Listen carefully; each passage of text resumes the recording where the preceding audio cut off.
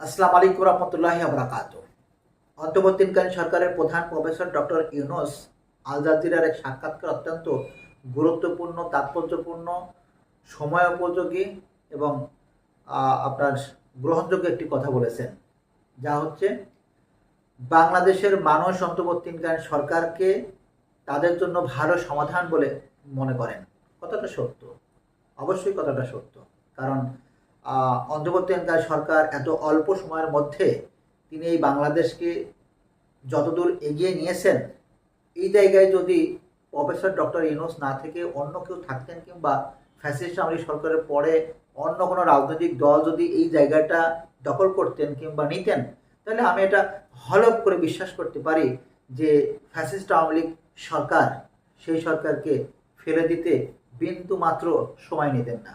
কারণ তাদের যে অর্থবিত্ত সম্পত্তি এবং বহির্বিশ্বের যেই তাদের চ্যানেল রয়েছে, অর্থাৎ বিশেষ করে ভারতের সাথে তাদের যে চ্যানেল রয়েছে, সেই চ্যানেলকে ইউজ করে যেভাবে প্রফেসর ডক্টর ইউনূসকে ডোনাল্ড ট্রাম্পের মাধ্যমে সরিয়ে দিতে চাইছিলেন, ঠিক একই কায়দায় অন্তর্বর্তীকালীন ফ্যাসিস্ট আওয়ামী লীগ সরকারের পরে যদি অন্য কোনো রাজনৈতিক দল কিংবা অন্য কোনো ব্যক্তি যদি এখানে বসতো, তাহলে তাকে একদম ফেলাই দিতে তারা বিন্দু মাত্র সময় নিত না। কিন্তু প্রফেসর ডক্টর ইউনূসকে তারা কোনোভাবেই সরাতে পারেনি। কারণ এই প্রফেসর ডক্টর ইউনূস কেবলমাত্র বাংলাদেশের জন্য না, তিনি সারা দুনিয়ার জন্য অত্যন্ত শ্রদ্ধেয় একজন ব্যক্তি, অত্যন্ত সম্মানের একজন ব্যক্তি। তার এত পরিমাণ গুণ রয়েছে যেটা আমি আসলে এই মুহূর্তে আপনাদের সামনে ভাষায় প্রকাশ করতে পারবো না। এরকম একজন হ্যাডামালা ক্যারিজমাটিক একজন ব্যক্তি এই জায়গায় থাকার কারণে ফ্যাসিস্ট আওয়ামী লীগ সরকার যেই পতনের পর যে প্রত্যাশা করেছিল, সেটা তারা পূরণ করতে পারেনি, অর্থাৎ তারা ব্যর্থ হয়েছে। এজন্যই বলছি, এই জায়গায় যদি অন্য কোনো ব্যক্তি কিংবা রাজনৈতিক দল যদি ফ্যাসিস্ট আওয়ামী লীগ সরকারের পরে যদি এসে চেষ্টা করত, তাহলে সম্ভব হতো না। একটা জিনিস বলি, প্রফেসর ডক্টর ইউনূস আল জাজিরায় যে বক্তব্যটি দিয়েছেন সেটা ঠিক আছে, কিন্তু সেই সাথে তাকে মনে রাখতে হবে যে এই অন্তর্বর্তীকালীন সরকারটা কিন্তু বাইরের কোনো রাষ্ট্রের মানুষ তাকে এসে এখানে বসিয়ে দেননি। এখানে বসিয়ে দিয়েছেন এদেশের বিপ্লবী ছাত্র জনতা এবং সকল রাজনৈতিক দলের অংশগ্রহণের মাধ্যমে, অর্থাৎ সকলেই সম্মিলিতভাবে এই একজন ব্যক্তিকে সিলেক্ট করেছেন, যিনি অন্তর্বর্তীকালীন সরকারের প্রধান হয়েছেন। এবং এই কারণে সকলেই সম্মিলিতভাবে প্রফেসর ডক্টর ইউনূসকে সহযোগিতা করছেন, এই ক্যাবিনেটকে সহযোগিতা করছেন, যে কারণে তিনি অত্যন্ত ভালো কাজ করে যেতে পারছেন।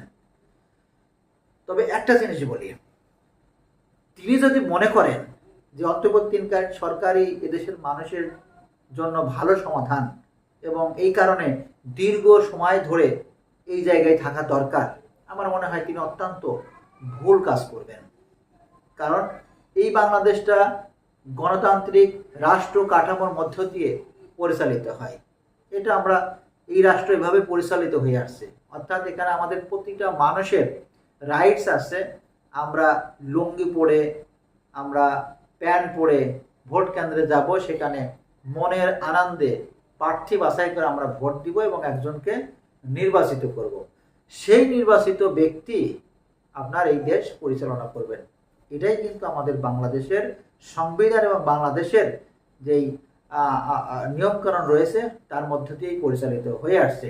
এবং শুধু এটা বাংলাদেশ না, সারা বিশ্বের যেখানে গণতান্ত্রিক রাষ্ট্র রয়েছে সেখানে কিন্তু একই ধারায় সরকার বাছাই হয়, সরকার নির্বাচিত হয় এবং সেই সরকার নির্বাচিত হয়ে দেশ পরিচালনা করেন। সুতরাং এখানে অন্য কেউ যদি মনে করেন যে দীর্ঘ সময় রাজনৈতিক দলগুলোকে বাইরে রেখে এককভাবে ক্ষমতায় থাকা দরকার বা উচিত, তাহলে আমার কাছে মনে হয় এটা সেই ব্যক্তি বা সেই ক্যাবিনেট কখনোই সঠিক সিদ্ধান্ত বলে আমার কাছে, সঠিক সিদ্ধান্ত নিয়েছেন বলে আমার কাছে মনে হবে না।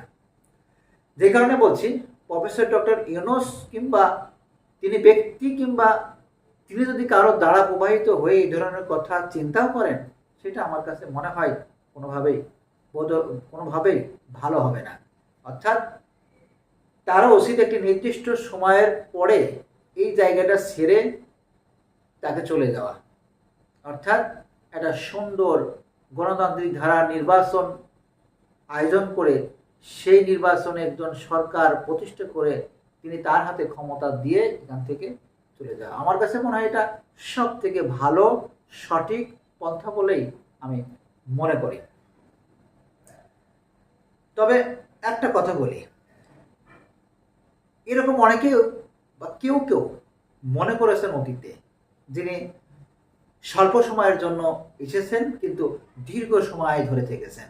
আবার এমনও হয়েছে এতটাই দীর্ঘ সময় ধরে থেকেছেন যে সেই ব্যক্তিকে নামানোর জন্য বাংলাদেশের সকল রাজনৈতিক দলকে একদিকে একত্রিত হয়ে আবার তার বিরুদ্ধে আন্দোলন করতে হয়েছে। সুতরাং আমি চাইব ব্যক্তিগতভাবে যে এই ক্যাবিনেট কিংবা প্রফেসর ডক্টর ইউনূস এরকম কোনো কাজ করবেন না যেখানে বাংলাদেশের সকল রাজনৈতিক দলকে আবার তাকে নামানোর জন্য এই রাজপথে লড়াই করতে হয়। আমার কাছে এটা কোনোভাবেই গ্রহণযোগ্য বলে মনে হবে না। একটা কথা বলি, প্রফেসর ডক্টর ইউনূস এই সময় এসে অত্যন্ত ভালো করছেন কেন? অবশ্যই তার এই ভালো করার পিছনে বাংলাদেশের সকল রাজনৈতিক দলের, সাধারণ মানুষের, বিপ্লবী ছাত্র জনতার প্রত্যেকের সম্মতি রয়েছে এবং প্রত্যেকটা রাজনৈতিক দলের একটা উদ্দেশ্য রয়েছে, যে উদ্দেশ্যকে সামনে রেখেই তারা এই অন্তর্বর্তীকালীন সরকারকে, ওই ক্যাবিনেটকে তারা সহযোগিতা করছেন। এখানে কিন্তু একটা জিনিস আছে, দেখবেন বাংলাদেশের অনেক বিপ্লবী ছাত্র জনতা রাজনৈতিক দল এই ক্যাবিনেটের অনেককে আছেন যারা পছন্দ করেন না। আমরাও তো তাদের বিরুদ্ধে রাজপথে নেমেছি, মিছিল মিটিং করেছি, প্রতিবাদ করেছি তাকে উপদেষ্টা পদে নেওয়ার জন্য কিংবা রাখার জন্য। কিন্তু পরবর্তীতে বৃহৎ স্বার্থে এবং অন্তর্বর্তীকালীন সরকারকে টিকিয়ে রাখার জন্য, তাকে অ্যাক্টিভ করার জন্য, অপারেশনাল করার জন্য আমরা কিন্তু আবার তাদেরকে জায়গা ছেড়ে দিয়েছি। অর্থাৎ অন্তর্বর্তীকালীন সরকার তারা তাদের মতো করে কাজ করুক আর আমরা সহযোগিতা করি। আমরা কিন্তু সেটাই করছি, এদেশের রাজনৈতিক দলগুলো কিন্তু সেটাই করছে। দেখেন, মানে আপনি রাজনৈতিক দলগুলোর মধ্যে কিংবা মানুষের মধ্যে যে আপনি সবাইকে 100% ভালো পাবেন, এটা কিন্তু চিন্তা করা বা ভাবা অত্যন্ত বোকামি। আপনি 100% ভালো কোনো সময় পাবেন না। এই বাংলাদেশে যদি আপনার ইসলামিক কোনো দলও যদি আপনার ক্ষমতায় আসেন, তাহলে দেখবেন তাদের মধ্যেও 100% ভালো আপনি কোনো সময়ই পাবেন না। অর্থাৎ ওই যে খারাপ যে দূষিত জিনিসগুলো রয়েছে, বস্তুগুলো রয়েছে, সেই মানুষগুলো কিন্তু থাকবেই, যাদেরকে সেকে ফিল্টার করে বের করে আইনের আওতায় নিয়ে শাস্তির ব্যবস্থা করতে হয়।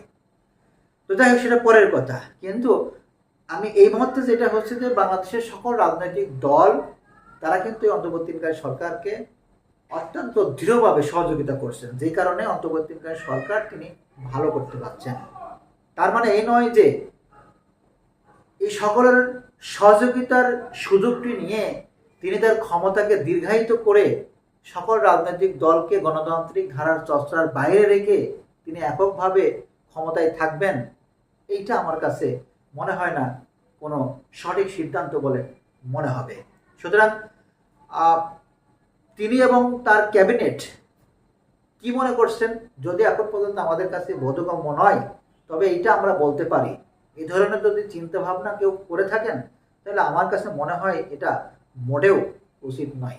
অর্থাৎ একটা নির্দিষ্ট সময় থাকবে, যে সময়ের মধ্যে এরকম একজন গুণী, সারা দুনিয়ার শ্রদ্ধেয় সম্মানী একজন ব্যক্তি, তিনি তার সম্মান নিয়ে সম্মানের সাথে এই জায়গাটা ছেড়ে দিয়ে গণতান্ত্রিক নির্বাচনের মাধ্যমে একটি সরকার প্রতিষ্ঠিত করে তিনি এখান থেকে তিনি তার জায়গায় আবার ফিরে যাবেন, সেই প্রত্যাশা আমরা করব।